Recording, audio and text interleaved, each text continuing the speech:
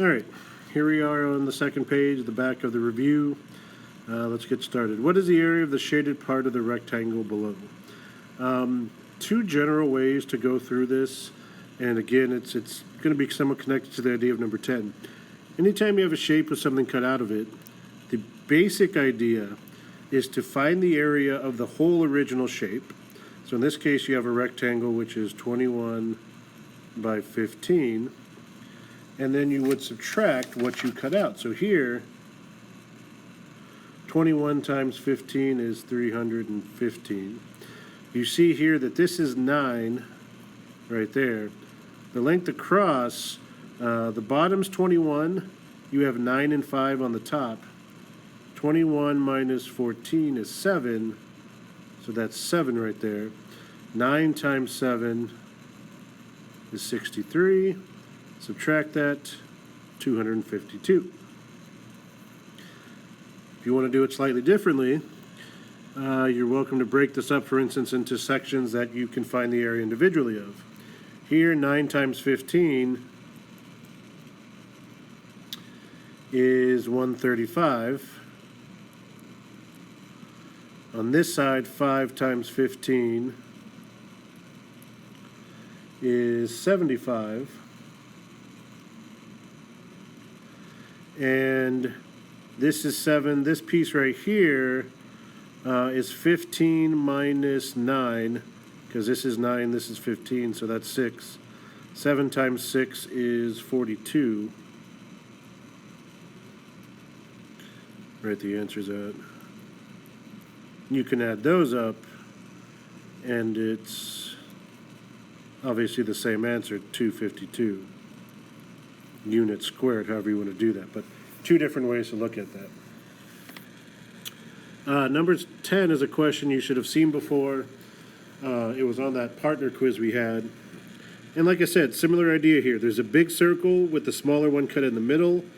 Find the area of the big circle, subtract the area of the little one. Pi times radius squared is area of a circle. Big circle has an area of, a radius of 8. Let me make that a little bit neater. So when they say exact answer, that means don't use a decimal, which makes it easier. It should make it easier for you, because then you just write 8 squared is 64, put pi in the back. By the way, put pi behind the number. I know a lot of y'all, and I probably said this in class, did the, you would write like pi 64, pi 55. I realize the formula is pi r squared, but when you write it as an answer, pi goes in the back, numbers in front. The circle cut out inside has a radius of 3. So we're doing pi times 3 squared, which is 9 pi. And then we subtract those, and we get 55 pi. And that's your answer.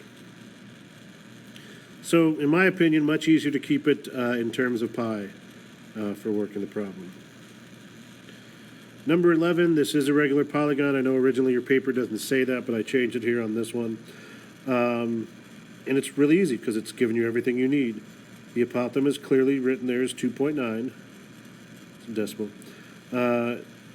All sides are 10, so the perimeter is 30.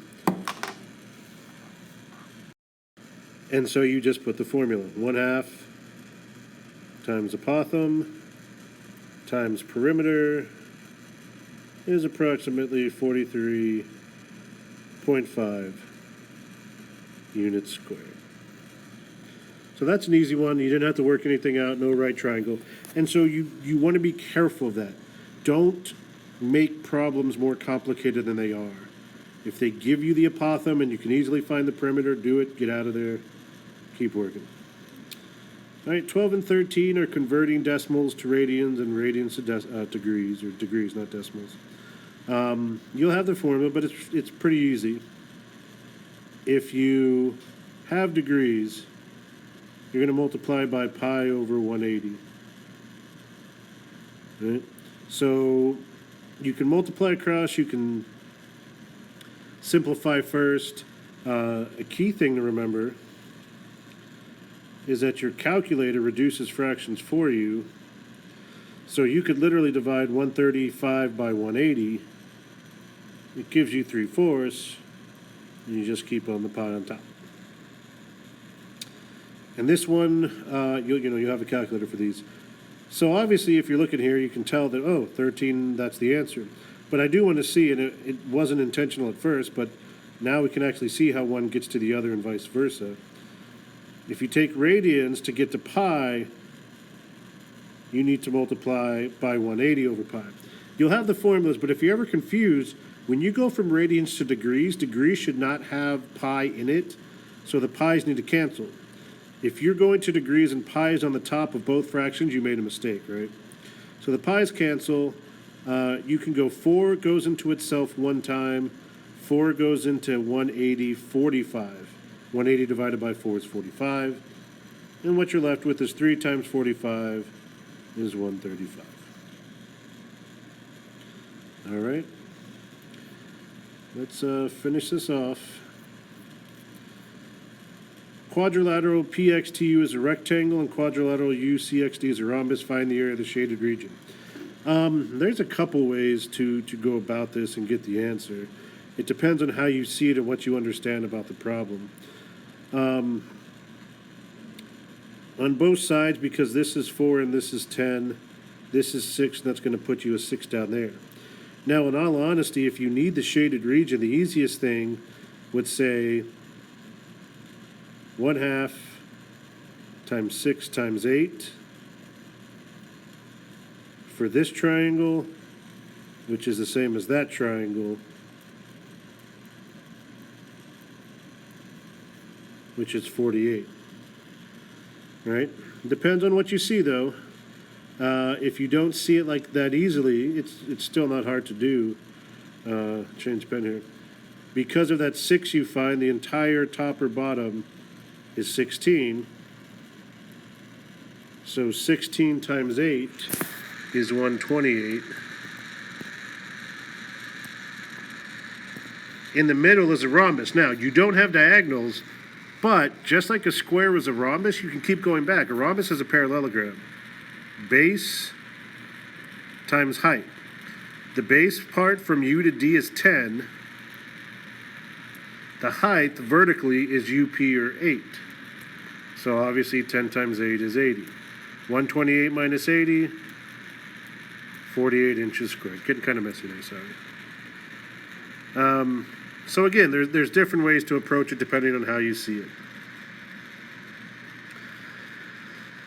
Let's finish this off. Find the area of the graphed figure. You have the grid, so you just cut this into shapes you recognize. To me, the easiest is to go square here. 4 by 4, that's 16, and then 2 triangles.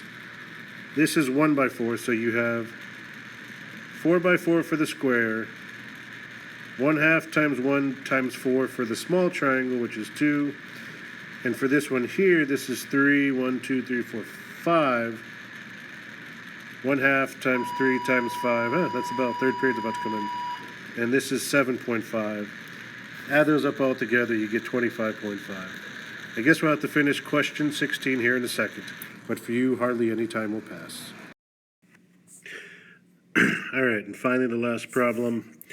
Find the area of the shaded region. So you have a square here, that's 12 by 12. And so just like previous problems for shaded regions, we're going to find the area of the big shape, which is the square, and we are going to subtract from it what's not shaded, which are the circles. Now there's 4 circles. The radius is not necessarily given to you immediately.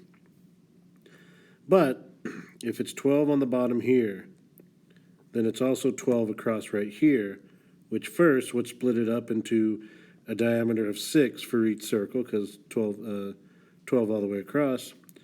And then for a radius, that means the radius would be 3. So you have 4 circles.